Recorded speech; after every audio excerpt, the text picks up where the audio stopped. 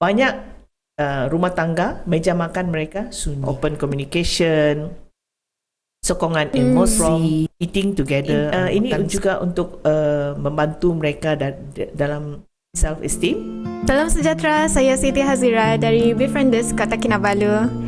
And podcast ini adalah kami punya hasrat untuk berkongsi berkaitan kami punya pengetahuan dan juga terutamanya pengalaman lah dalam pencegahan bunuh diri. And podcast ini adalah sempena Hari Pencegahan Bunuh Diri Sedunia. Dan bersama saya ialah Jessie Ting, kami punya pengerusi Befrienders Kota Kinabalu. And Jessie Ting ialah seorang usahawan dan juga seorang pekerja sosial lah yang banyak pengalaman lebih 15 tahun dalam bidang pencegahan bunuh diri ini. So, satu soalan yang macam tadi kita cerita, santai-santai. So, di rumah kan, bermula dari di rumah lah kan. Setiap di rumah, ada tempat makan. Dining table lah kan. So, selalunya ramai-ramai makan kan satu meja. Meja tu macam mana? Ada kadang-kalanya sunyi sepi? Siti, meja makan di rumah sekarang mungkin sepi. Dulu mungkin 2 dekat sebelum ni, meja makan di rumah jarang ada semua makanan Grab kan, jarang ada makanan dari Food Panda, dan juga jarang ada makanan keropok yang boleh dibeli. Jenis keropok atau biskut pun jarang ada sekarang, 2 dekad yang lalu. Tetapi sekarang meja makan di rumah sudah menjadi macam satu meja yang digunakan untuk semua. Apa sahaja boleh dibuat di atas meja makan. Mungkin ada setengah orang meja makan di rumah jadi meja pejabat. Itu juga mungkin kerana sebelum ni kita kena COVID kan, jadi banyak work from home, jadi meja yang sepatutnya meja makan jadi meja kerja dan bukan menjadi meja makan sudah, ataupun meja makan dan meja kerja juga.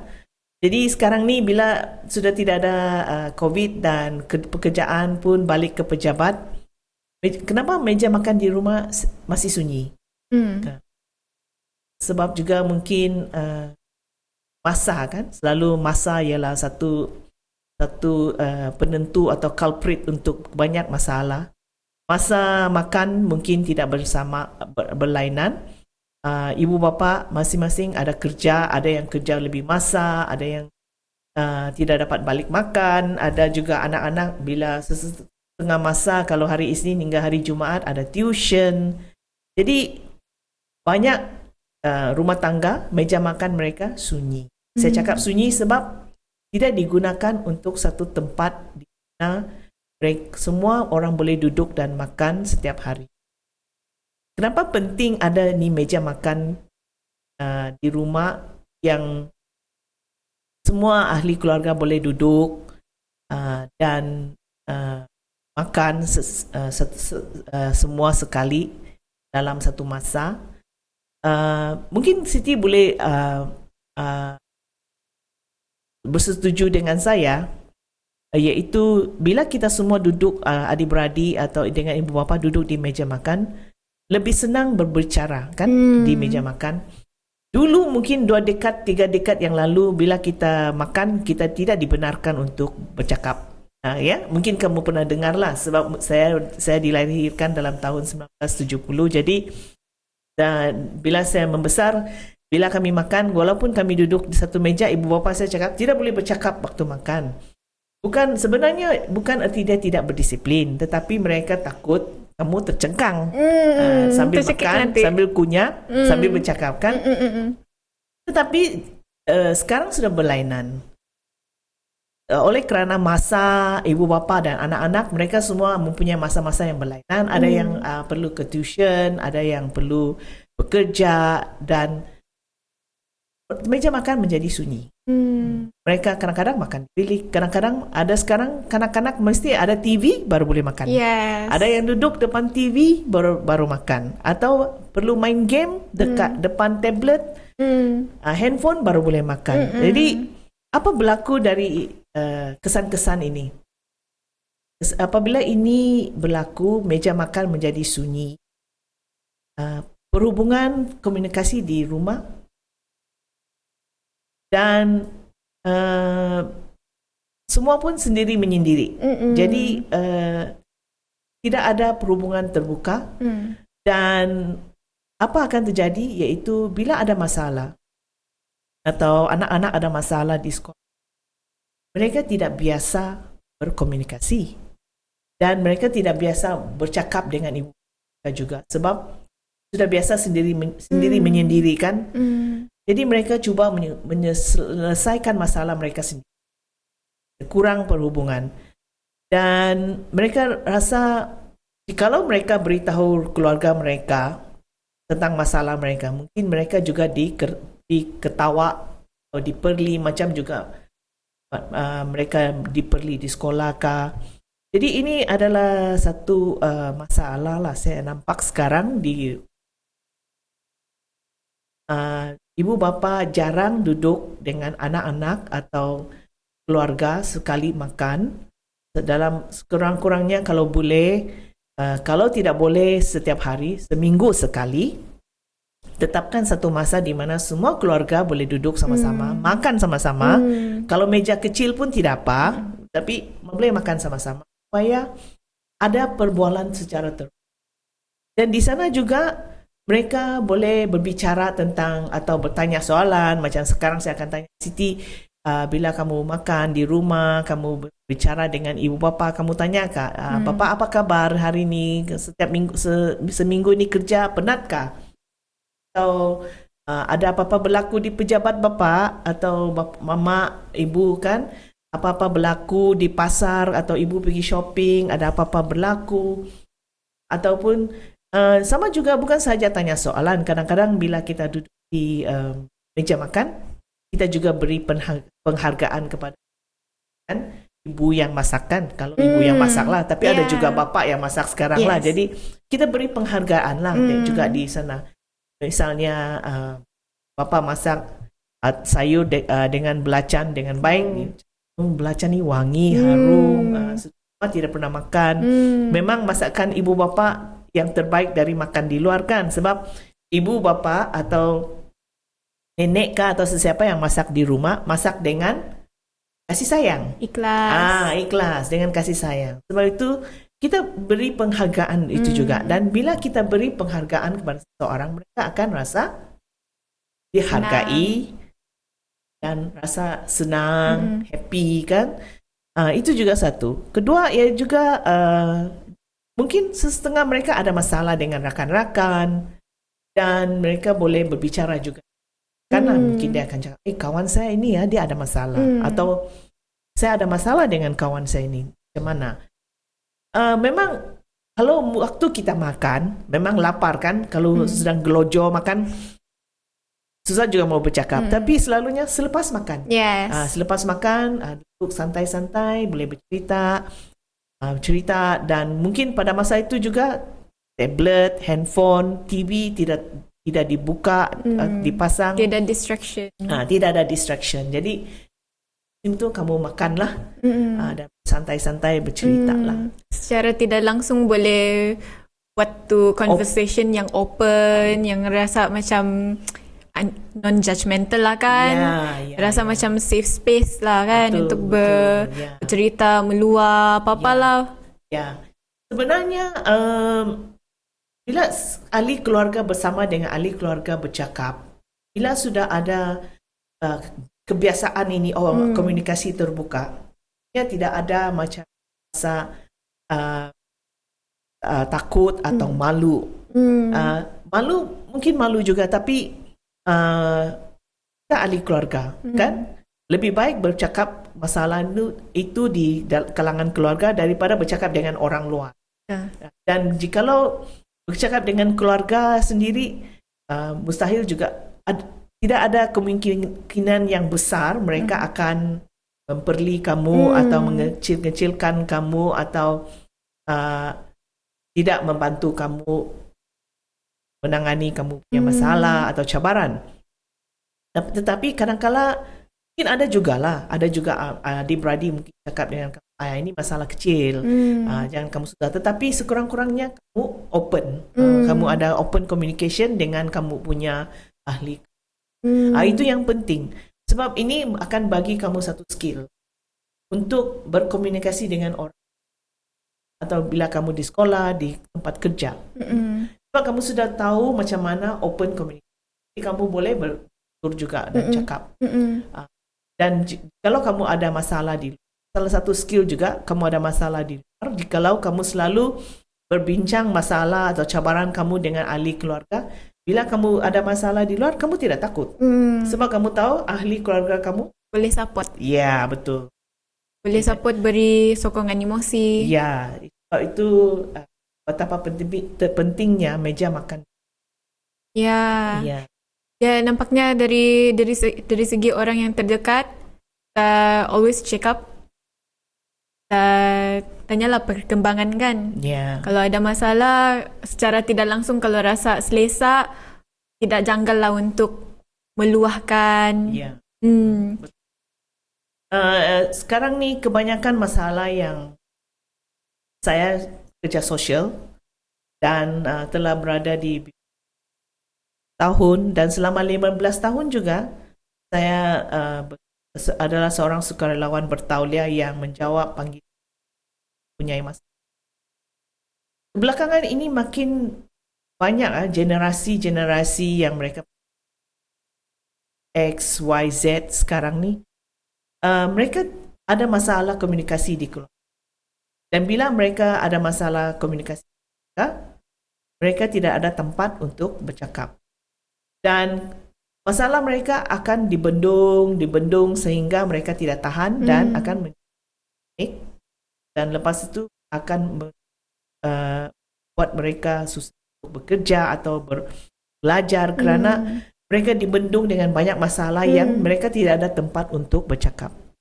Rasa macam tu, perasaan dia jadi pendam lagi tinggi, pendaman tu lagi berat. Ya, betul. Dipikul. Betul, itu betul. Sebab kita perlu tahu juga kita adalah manusia. Dan kita hanya boleh menyimpan masalah yang ada limit di diri kita, di otak atau di hati. Dan kita adalah manusia. Badan kita sama juga, kesihatan mental dan fizikal sama. Jikalau kesihatan mental tidak baik, fizikal pun tidak akan baik. Sebab itu mereka akan selalu cakap macam saya bandingkan mereka perbandingan ialah mereka yang mempunyai sakit kanser. Bila mereka mempunyai sakit kanser, nasihat yang selalu orang berikan kepada mereka yang mempunyai penyakit kanser ialah be positive. Be positive. Tetapi mereka susah untuk positif sebab terlampau banyak pemikiran dalam otak mereka. Sama juga mereka yang mempunyai masalah komunikasi. Bila mereka tidak mau bercakap atau tidak ada tempat untuk berbicara, mereka tidak boleh tengok secara positif. Kebanyakan pemanggil-pemanggil kami juga semuanya bermasalah komunikasi. Mereka tidak ada tempat untuk berbicara dan tidak tahu apa yang betul, apa yang baik atau apa cara berbicara. Dan oleh kerana sudah sekian lama mereka tidak ada tempat untuk berbicara dan juga tidak ada sokongan dan atau tidak pernah diberi peluang untuk berbicara secara terbuka. Kadang-kala bila mereka memanggil talian Befrienders, mereka juga sangat susah untuk membuka masalah mereka kepada kami. Sebab mereka rasa malu, takut dan takut mungkin masalah mereka tu mungkin kecil saja, tetapi tidak perlu bercakap tentang perkara itu, tetapi sentiasa ada di pemikiran mereka. Mereka sentiasa ingat itu masalah. masalah, tetapi bila mereka mau mendapatkan bantuan, mereka rasa perkara itu mungkin kecil dan malulah, takut. Ini tidak baiklah untuk kesihatan mental, dan dari sana akan mengakibatkan mereka mempunyai masalah kesejahteraan. Ya, Ini dari pengalaman pun sebagai sukarelawan yang mendengar angkat dari caller lah kan, memang ramai yang tahu, yang selalu repeated caller tahu, walaupun dorang tahu benda ni yang berulangan, dorang cerita, sekurang-kurangnya dorang rasa lega bila dorang meluahkan, dorang cakap pasal apa masalah dorang kan. Tidak semestinya lah siapa-siapa, tapi at least kalau dengan befrienders, it is confidential, kita tidak kenal siapa. Kita tidak kenal, kita tidak ambil data apa-apa. Kurang-kurangnya dia akan rasa lagi selesa, lagi senang untuk bercerita. Ya, betul itu Siti. Tetapi kita hanya boleh bantu segolongan orang yang mahu dibantu. Apa akan terjadi kepada mereka yang tidak mahu dibantu atau tidak tahu macam mana mendapatkan bantuan? Kebanyakan ini berlaku kerana salah komunikasi juga. Dan oleh kerana anak-anak atau keluarga sekarang semakin separate, semua kena semakin terasing. Kadang-kadang ibu bapa pun tidak bercakap dengan sesama sendiri. Anak-anak, apakah lagi anak-anak kan, kadang-kadang mereka punya jadual pergi sekolah, pulang, buat kerja rumah, makan, tidur. Pergi sekolah, pulang, pergi tuition, makan, tidur. Jadi bila mereka tidak ada tempat untuk berkomunikasi secara terbuka, open communication, mereka akan membesar dan selalu akan also rasa isolation, tersisi. Ya, sebenarnya menyendiri. Sebenarnya ini bukan kerana mereka mahu menyendiri, tetapi kerana mereka tidak tahu macam mana buat open communication. Sebab itu di meja makan di rumah boleh membantu banyak pembangunan sesuatu keluarga lah.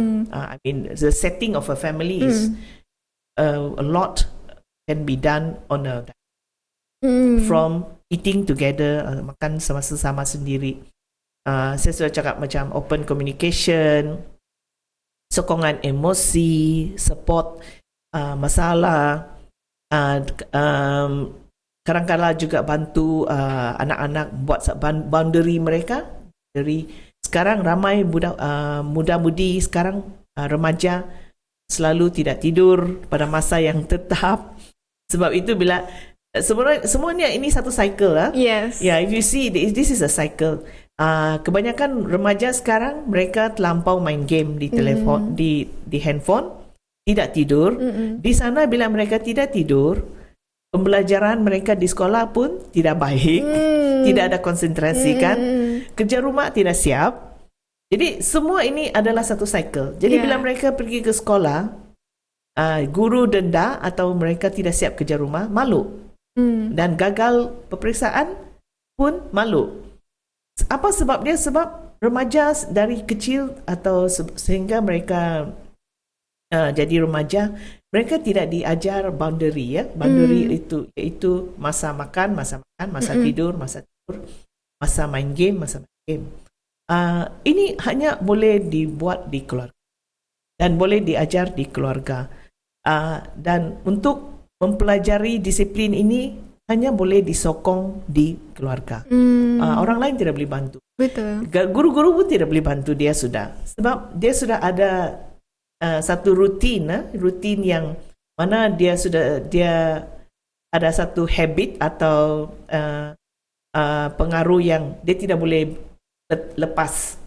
So bila dia sudah ke sekolah, dia akademik pun tidak baik, kerja rumah tidak siap, apa akan berlaku? Guru pula yang yang terjejas. Guru pula disalahkan. Sebenarnya bila dalam satu keluarga, bila keluarga boleh berbincang dengan open dan secara terbuka tentang rutin sesuatu kehidupan, ini juga membantu remaja sekarang, even young adults, generasi muda untuk mendapatkan satu kehidupan kesejahteraan yang dia memberi seperti kita seperti yang kita sebutkan, meja makan ialah ruang untuk get together. Betul. Boleh gathering. Selain daripada makan, selepas makan sekurang-kurangnya boleh bercerita kan, open communication dengan selesa. And dia secara tidak langsung dia memberikan peluang untuk tahu di mana masalah yang boleh kita tolong dan di mana yang kita boleh improve dalam sesuatu keluarga, begitu. Ya, betul. Kamu sudah summarize dia dengan baik, betul juga. Ya. Selain daripada itu, di sana juga bila keluarga duduk berbincang dan boleh bercerita dengan open, akan ada banyak perbincangan yang boleh dikeluarkan. Salah satu ialah sokongan untuk bertambah baik atau encouragement for growth. Kadang-kala pada ini self-esteem. Self-esteem is very important. Jikalau kamu tidak ada sokongan dari keluarga, jadi bila mereka membesar, mereka akan kurang ini self-esteem. Ini salah satu juga peranan di meja dibuatlah, atau bila keluarga duduk sama-sama berbincang. Selain daripada itu, ada practice gratitude, appreciation, penghargaan. Ya, kadang-kala misalnya simple saja. Misalnya anak itu dia ambil pinggan dia piring, dia bawa ke belakang, dia cuci. Dan parents sepatutnya kasih dia penghargaan. Well done. You took your plate to wash. Thank you for washing. Dan ini buat budak itu rasa baik, dan actually would improve dia punya self-esteem. Kadang-kadang bila dia sudah siap makan, dia cepat makan sebab kita berbeza. Ada yang cepat makan, ada yang makan perlahan. Jadi bila dia sudah cepat makan, dia akan ambil air untuk adik keluarga, satu orang segelas. Itu pun penting untuk bagi appreciation. Thank you for taking a glass of water for me. Secara tidak langsung ada gratitude, saling kena appreciate kan. Saling appreciate. Dan sebenarnya even macam anak-anak yang bangun dan kemaskan katil, make your bed, itu pun satu penghargaan. Dan misalnya dia buat kerja rumah, dia siap kerja rumah, susun buku dia, bilik tidak berselerak, itu satu penghargaan juga. Dan kebanyakan skill atau daya tindak diri budak-budak sekarang sepatutnya bermula dari keluarga. Banyak yang boleh dipupuk dari keluarga. Seperti selalunya mereka boleh suruh buat kerja-kerja yang ringan di rumah. Memang misalnya kalau air panas atau benda tajam atau masak, menggoreng itu memang tidaklah kan, sebab untuk keselamatan mereka nanti kena air panas atau benda yang tajam.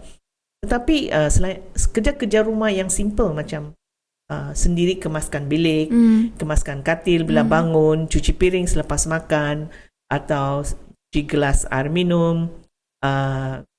Mungkin sekarang ada banyak orang, walaupun ada banyak pembantu rumah kan, ada yang ada pembantu rumah, tetapi mereka masih boleh buat kerja-kerja yang saya cakap macam make your bed, urus katil, susun baju atau buku, dan buat kerja rumah.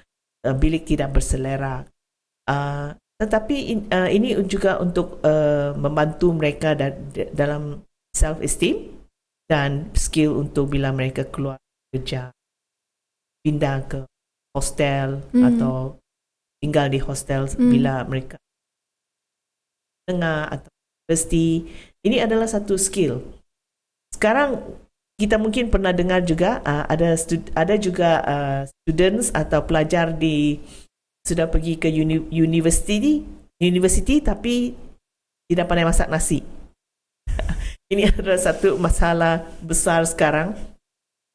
Bukan satu masalah yang baru. Mungkin ada pelajar dari satu dekad yang lalu sudah mempunyai kehidupan, ada pembantu rumah dan mereka apa kerja pun tidak buat di rumah. Jadi bila mereka bersendirian di luar negeri atau di college atau di universiti, mereka perlu masak nasi pun susah. Kena mereka, belajar sendiri lah. Kena belajar sendiri.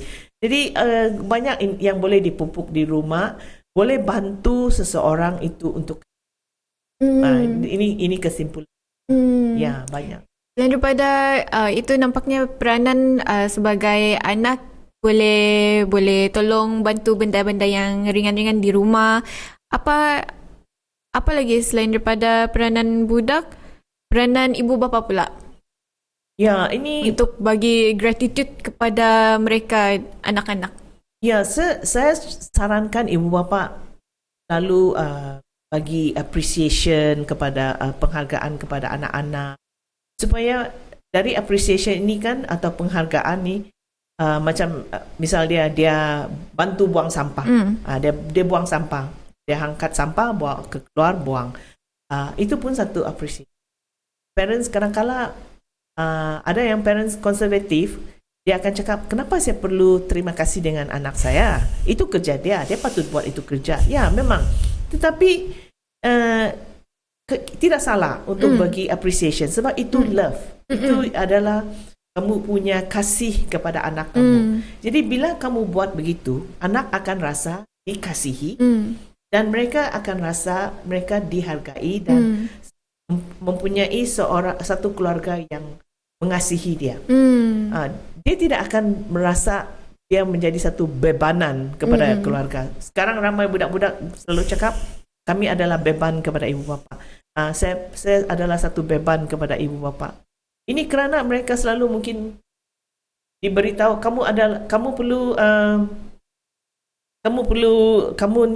kami buat semua ni untuk kamu. Wow. Jadi dia pun rasa saya adalah satu bebanan. Kadang-kadang ibu bapa selalu cakap juga kami buat semua ini untuk kebaikan kamu. Tapi dia boleh dipusing dengan cara yang baik. Itu dengan beritahu ya ibu bapa sekarang kerja dengan penat, lelah sebab untuk mendapatkan untuk memberikan kamu satu kehidupan yang baik, masa depan yang lebih baik. Masa depan yang lebih baik, tetapi tidak bererti kamu adalah beban. Jadi sebab itu saya cakap tadi open communication. Ibu bapa akan boleh cakap juga dengan anak, saya kerja sekarang, saya ada majikan manager yang baru, manager selalu marah-marah dengan saya. Ini ibu bapa boleh cakap dengan ini dengan di open communication supaya anak-anak pun tahu ibu bapa susah juga bekerja. Tapi bukan bererti dia bila ibu bapa open kepada anak-anak, dia rasa malu. Kadang-kadang ada ibu bapa dia tidak mau bagi tahu dia kepada sebab dia rasa dia malu, mungkin anak-anak dia akan rasa kemampuan, tapi itu tidak betul. Sebab itu open communication is very important. Appreciation untuk tu anak-anak is very important sebab ini kalau mereka tidak ada appreciation, dia tidak boleh buat dia self-confidence. Keyakinan diri keyakinan untuk budak dari awal tu kena dipupuk lagi bah. Yes. Keyakinan diri dia dari awal mesti kena pupuk dan selalu kena support, kena diberi disokong supaya bila lain hari dia tak takut. Dia sendiri keluar rumah tahu. dia confident lah. Yang apa yang kita bincangkan ni ialah untuk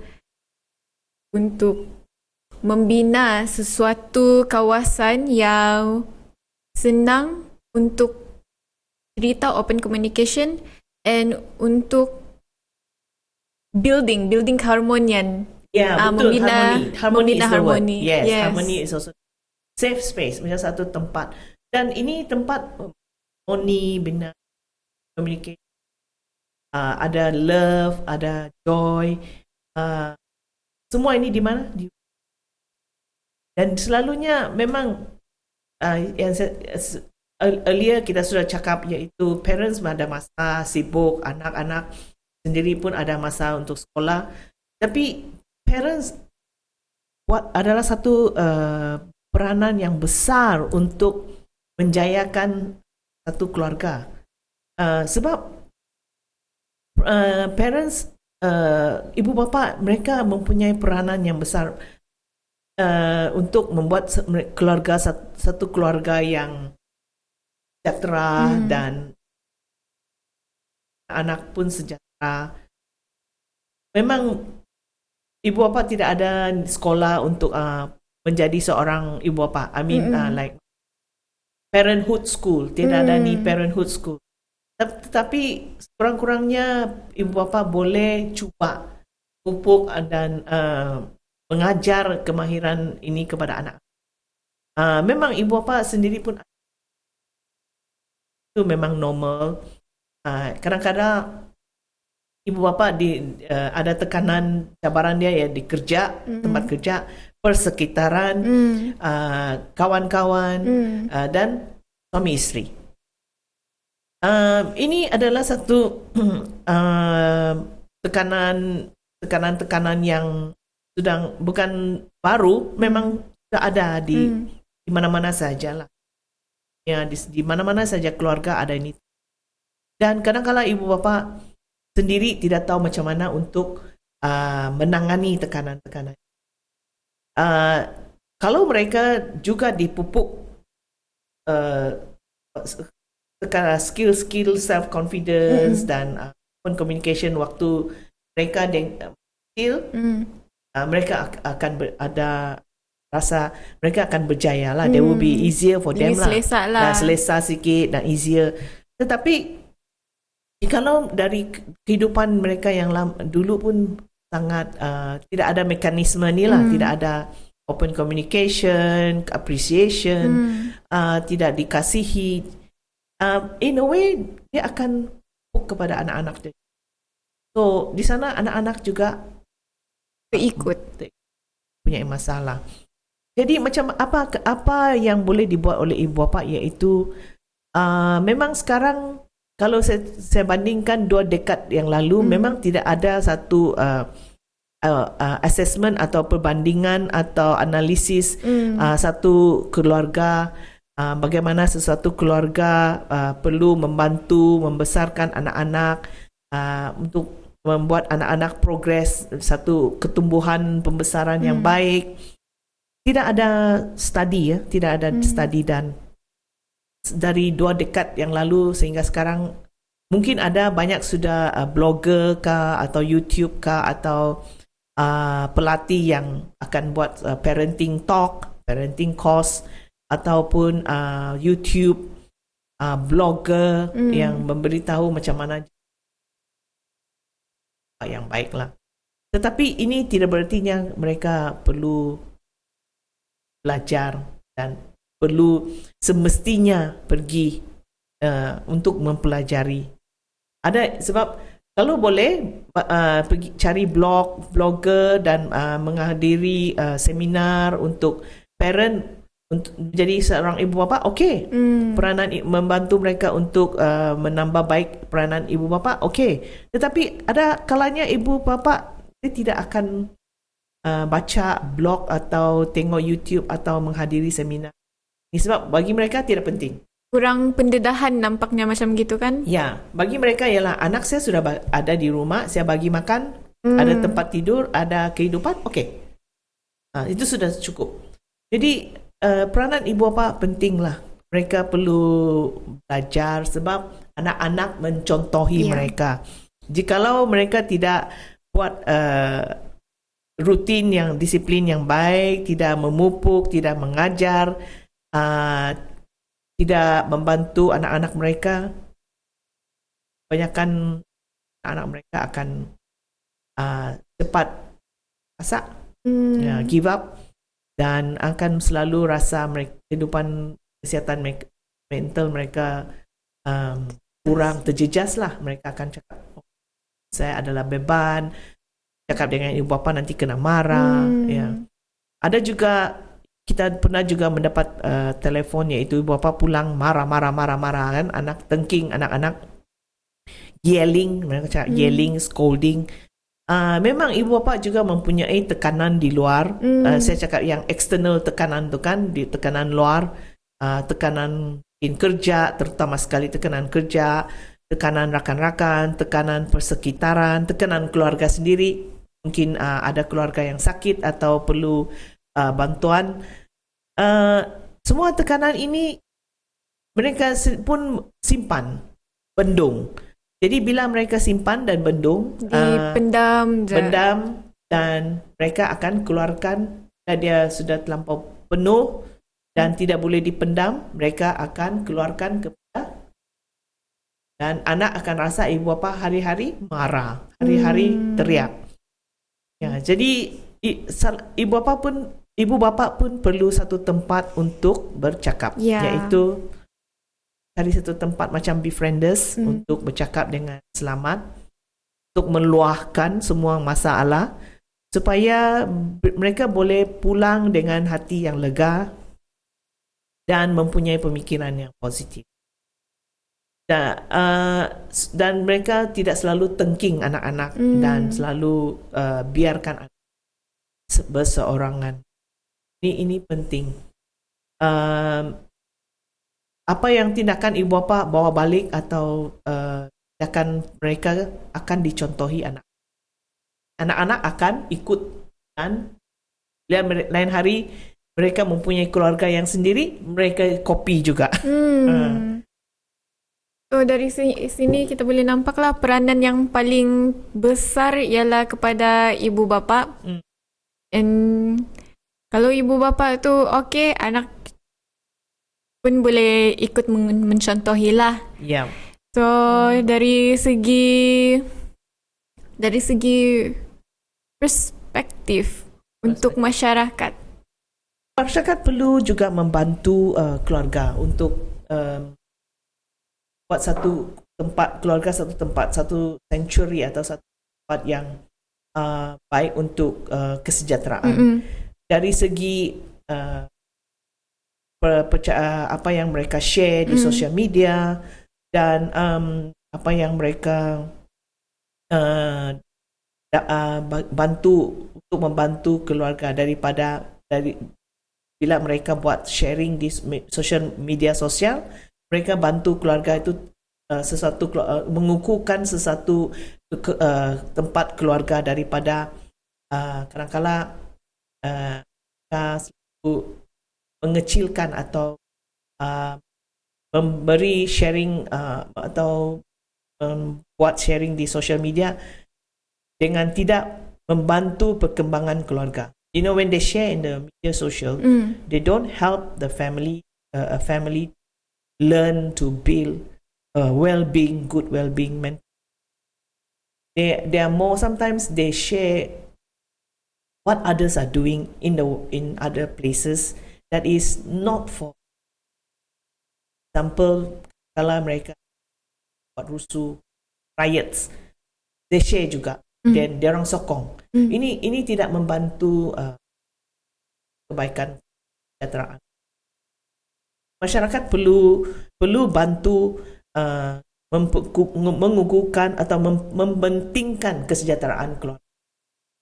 So masyarakat perlu bantu dengan sama ada dari segi kawan-kawan. Saya bagi satu contoh, iaitu hari ini ada perlawanan bola. Okay? Jadi masyarakat atau kawan akan bawa bapa atau bapa ke lihat perlawanan bola. Dan bapa pergi lihat perlawanan bola, anak dan isteri di rumah.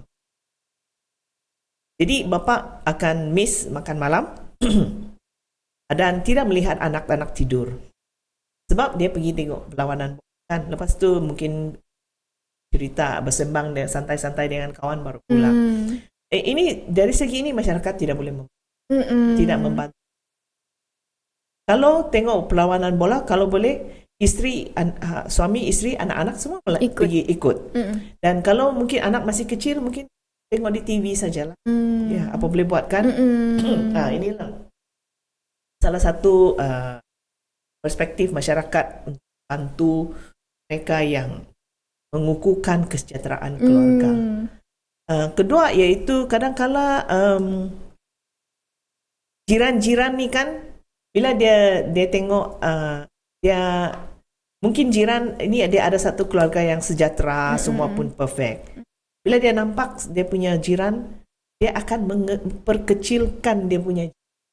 Instead of dia bantu dia punya jiran, atau dia beri bantuan untuk dia membandingkan jadi gosip ya, memperkecilkan dan juga dia prejudis dengan jiran. Jadi ini juga tidak membantu. Ya, tadi disebutkan pasal masa. Constraint of time tu ialah musuh number one musuh untuk kesejahteraan keluarga kan. So, tapi pada masa yang sama tadi you ada mention pasal kalau contoh pergi tengok bola, sekurang-kurangnya bola family kan. Ya, betul. Sekurang-kurangnya ya, boleh hobi tu boleh buat, tapi sekurang-kurangnya ambil masa juga sebab masa kan terhad. Jadi betul. Sekurang-kurangnya dengan anak-anak dan isteri lah ikut kan, contoh. Itu juga itu adalah satu cara masyarakat boleh. Dan selain daripada itu, mungkin juga pejabat-pejabat atau organisasi majikan-majikan kan selalu buat hari keluarga. Itu satu penting juga untuk mengukuhkan komunikasi dan membuat ada open communication di antara. Kebanyakan syarikat sekarang atau organisasi majikan-majikan jarang buat hari keluarga. Sebenarnya tidak perlu ada 20-30 orang pekerja untuk buat hari keluarga. Jikalau mereka ada 2 orang pekerja, sudah pun boleh buat hari keluarga, iaitu majikan sekeluarga dan pekerja punya keluarga akan buat satu program hari keluarga di mana mereka boleh bersama-sama ada semangat cooperation, bekerjasama dan komunikasi. Ini juga baik supaya mereka boleh juga share, ada sharing kan, ada baik untuk fizikal, emosi, psychological, semua ini baiklah. Dan tetapi sekarang jarang kita dengar. Ya.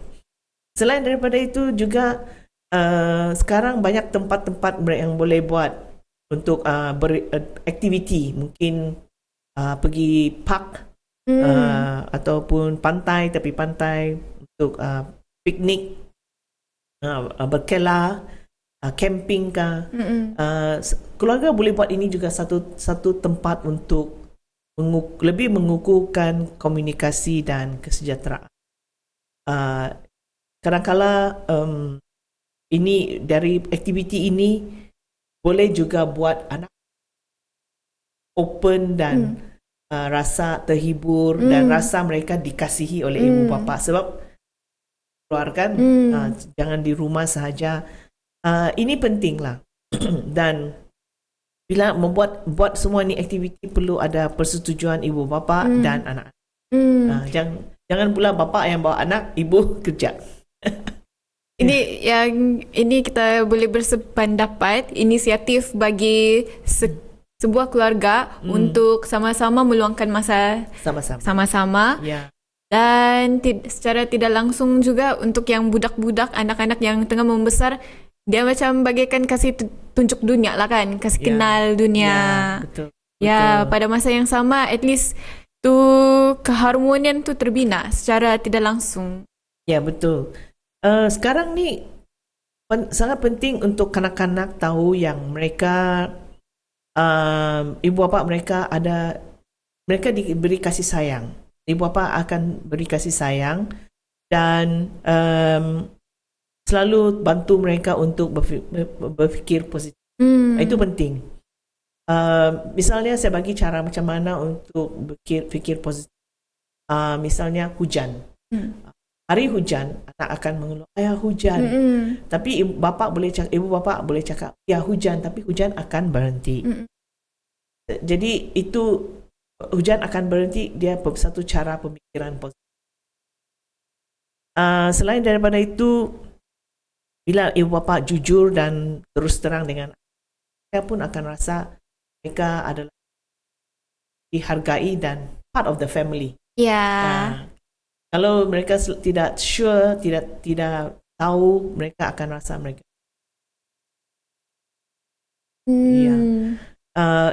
Peranan ibu bapa untuk pembesaran anak-anak atau kehidupan anak-anak sehingga mereka jadi dewasa memang berat, memang banyak tekanan dan bukan boleh dibuat oleh semua orang. Tetapi kita selalu berpegang pada prinsip ini, tidak semua keluarga perfect. Bukan semua keluarga adalah baik dan tidak mempunyai masalah. Masalah memang ada. Perlu ditangani, macam mana mau tangani, dan bila ada masalah jikalau tidak ada tempat untuk meluah atau membantu menangani masalah, sekarang ada banyak talian bantuan psikososial yang mereka boleh mendapatkan contohnya Befrienders. Befrienders memang satu iaitu sulit. Panggil dari telco pun percuma. Dan ketiga iaitu mereka tidak perlu bagi nama penuh atau personal data bila mendapatkan bantuan dari Befrienders. Befrienders tidak minta data personal. Dan sukarelawan Befrienders terlatih. Befrienders sudah berada di dunia 70 tahun dan sudah memberi perkhidmatan ini, membantu mendengar mereka yang mempunyai masalah selama 70 tahun di seluruh dunia. Di Malaysia saja 53 tahun. Sebab itu saya mau memberi galakan kepada ibu bapa,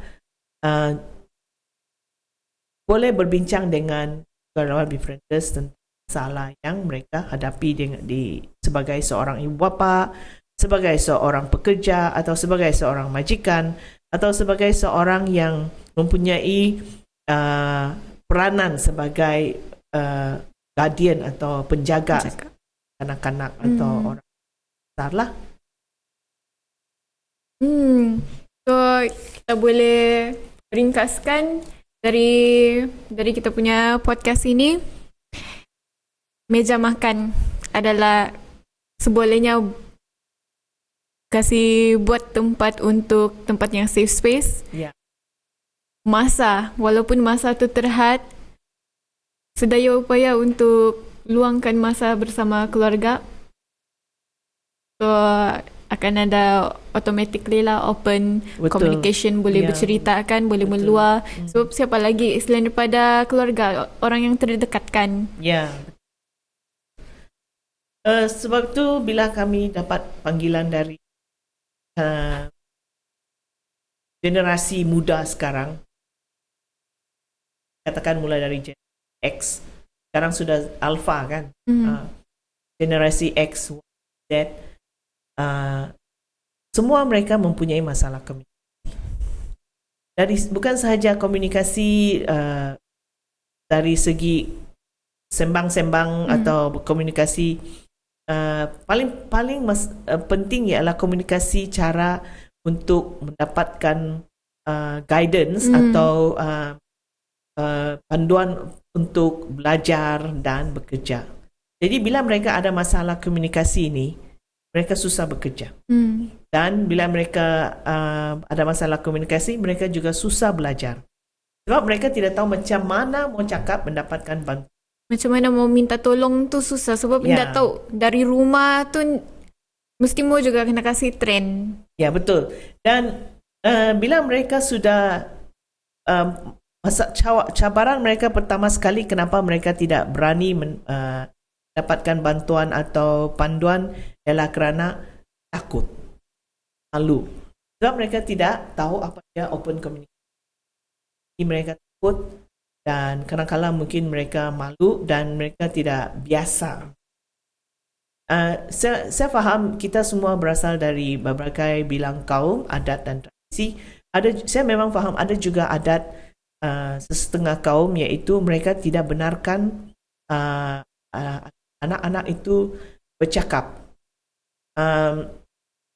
Mereka ada kadang-kadang cakap anak perempuan tidak boleh cakap banyak sebab nanti dianggap tidak beradab. Tetapi sebenarnya ini bukan yang saya maksudkan. Open komunikasi ini bukan artinya kamu cakap banyak. Open komunikasi artinya kita boleh bercakap apa yang berlaku dengan diri kita dan bila kita bercakap kita tidak dimarah, disisihkan dan tidak diragui. Tidak dihukum lagi. Ya, tidak dihukum, tidak diragui, tidak disisihkan.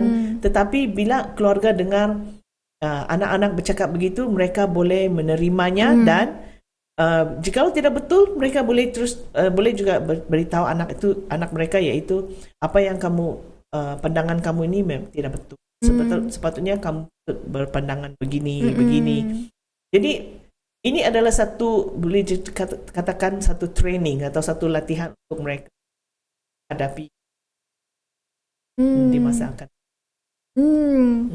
So, sangat eye-opening, sangat pembuka minda saya juga yang dari observation, the sitting sangat besar lah, sangat luas since he is very experienced kan, and actually ada banyak statistik but kami tidak akan disclose di sini. And terima kasih just sitting. Terima kasih juga Siti. Harap dari kita punya santai-santai ini boleh membantu setengah mereka yang bukan guidance atau panduan bapa baik. Memang tidak ada 100% baik, tidak ada keluarga juga 100%. Tetapi tidak berarti masalah tidak boleh ditangani. Dan jikalau ada bermasalah, jangan simpan di dalam hati, jangan menyendiri, jangan rasa kamu adalah beban. Walaupun ibu bapa mempunyai masalah, boleh telefon befrienders juga. Walaupun anak mempunyai masalah sekecil 10 tahun, boleh menelefon befrienders jikalau perlu tempat untuk berbicara. Kami bertauliah untuk membantu mereka yang perlukan bantuan. Thank you Siti. Thank you Jessie.